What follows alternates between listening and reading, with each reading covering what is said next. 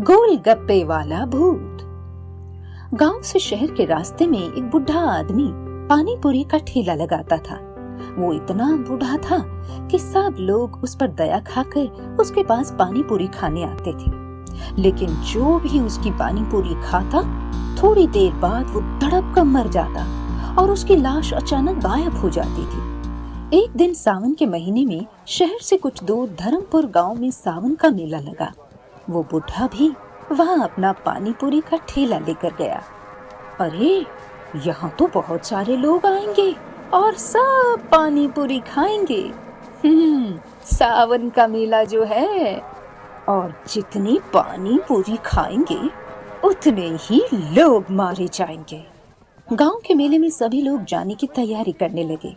गांव में राजेश नाम का एक साहूकार रहता था, जिसके घर में उनकी पत्नी और 2 बेटे रहते थे। राजेश अपने पूरे परिवार के साथ गांव के मेले में जाने की तैयारी कर रहा था।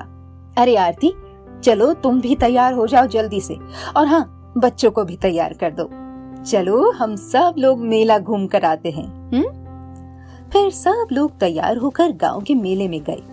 वहां जाते ही बच्चे झूला झूलने चले गए और आरती, राजेश की पत्नी, पानी पूरी खाने के लिए कहने लगी, सुनिए, वो देखिए पानी पूरी का ठेला लगा है। बेचारा पानी पूरी वाला कितना बूढ़ा है। चलिए ना, उसके पास चलकर पानी पूरी खाते हैं। अच्छा सुनो, तुम खाकर आओ, मैं बच्चों को लेकर आता हूँ। फिर आरती उस बूढ़े के पास पानी पूरी खाने चली गई। अरे पानी पूरी वाले दादा, 1 प्लेट पानी पूरी खिला दो।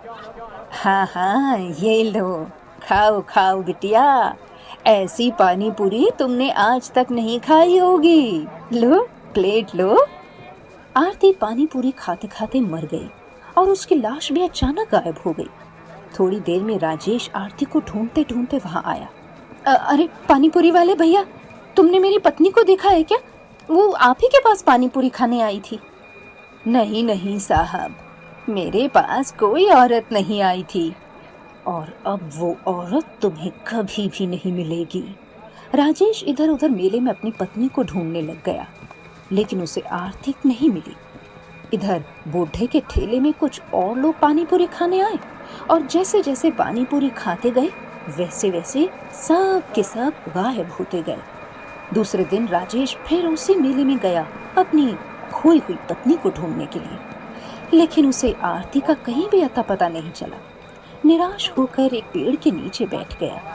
अचानक उसकी नजर उसी बुढ़े पानी पूरी वाले पर पड़ी, जो कि लोगों को पानी पूरी खिला रहा था।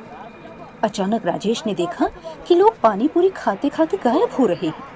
ये देखकर वो सब पका गया, जोर जोर से चिल्लाने लगा, अरे देखो देखो गांव वालों, देखो यहाँ क्या हो रहा है। तभी मेले में मौजूद लोग राजेश के आसपास इकट्ठा हो गए। पूछने लगे, क्या बात है? गांव वालों, देखो देखो, ये बूढ़ा ढोंगी, ये बहरूपिया है, हम सबको पागल बना रहा है, पानी पूरी खिलाकर लोगों को गायब कर रहा है। मेरी पत्नी भी कल से नहीं मिल रही, जिसने इसके यहाँ पानी पूरी खाई थी। अरे अरे, सही सही बताओ, ऐसा है क्या? तुमने देखा है? हाँ हाँ, मैंने अभी देखा। ये बूढ़ा कुछ लोगों को पानी पूरी खिला रहा था और अचानक वो लोग गायब हो गए। फिर तो अभी पकड़ो इस बूढ़े बहरूपिये को, ले चलो तय खाने में। जब वहाँ डंडे लगेंगे ना, तो सब सच उगलेगा। सब गांव वाले उस बुढ़े को पकड़कर ले जाते हैं कि तभी वो अपने असली रूप में आ जाता है। डरावना भूत बन जाता है। अरे तुम लोग मुझे क्या पकड़ोगे? उसके पहले मैं तुम सबको खत्म कर दूंगा। सभी गांव वाले उस भयानक भूत को देखकर डर कर पीछे हो गए, लेकिन राजेश ने हिम्मत दिखाते हुए बोला, ये सब लोग तुझसे डर सकते हैं बुढ़े, लेकिन मैं नहीं डरूंगा। भयानक भूत, तुझे बताना होगा कि मेरी पत्नी कहाँ है। कहाँ गायब किया तूने मेरी आरती को? तेरी पत्नी अब तुझे कभी नहीं मिलेगी, वो तो मर चुकी है। वो क्या? जिसने मेरी पानी पूरी खाई, सब मर गए। अब कोई वापस नहीं आएगा, कोई भी वापस नहीं आएगा। सावन के उस मेले में कुछ साधु संत भी वहां आए थे, जो गांव के एक शिव मंदिर में पूजा अर्चना करने के लिए गए। गांव में मचे इस शोर से एक साधु हाथ में कमंडल लिए वहां आए। भूत को देखकर आगे बढ़े। अरे दुष्ट आत्मा, कौन है तू? आखिर ऐसा क्यों कर रहा है? बता, इस गांव वालों ने तेरा क्या बिगाड़ा है जो तू उनके पीछे पड़ा हुआ है?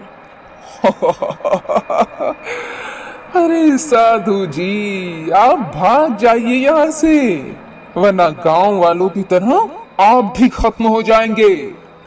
लगता है तू ऐसे नहीं मानेगा। बताता है कि शिव का चरणामृत तेरे ऊपर डालूं। साधु के कमंडल में शिव को चढ़ाया चरणामृत होता है। वो साधु जैसे ही भूत के ऊपर उसे डालने की बात करता है तो वो अपना मुंह खोल देता है। रुको रुको, मैं बताता हूँ। एक बार मेरा पूरा परिवार एक पानीपुरी वाले के पास पानीपुरी खाने गए।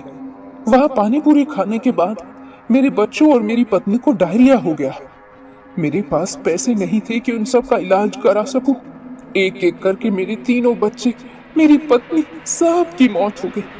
उनके जाने से मैं इतना दुखी हुआ कि मैंने खुद भी आत्महत्या कर ली। तब से मेरी पत्नी, मैं और मेरे बच्चों की दर्दनाक मौत को देख देख कर हम सब तड़प रहे हैं।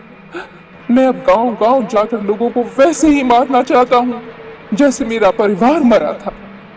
लेकिन इसमें इन गांव वालों का और राहगीरों का क्या दोष है? इन्होंने तो तेरा कुछ नहीं बिगाड़ा। जब मेरा परिवार तड़प तड़प कर मर रहा था तब कोई मदद को आगे नहीं आया, इसलिए अब ये सब भी तिल तिल कर मरेंगे। सब मरेंगे, कोई नहीं बचेगा। जब भूत चिल्ला रहा था तभी साधु ने अपने कमंडल में से शिव को चढ़ाया गया चरणामृत निकाला और तुरंत उस भूत पर फेंक दिया। वो भूत चिल्लाते हुए हवा में मिल गया। उस भूत के खत्म होने के बाद जो भी लोग पानीपुरी खाकर मर गए थे वो सब वापस आ गए।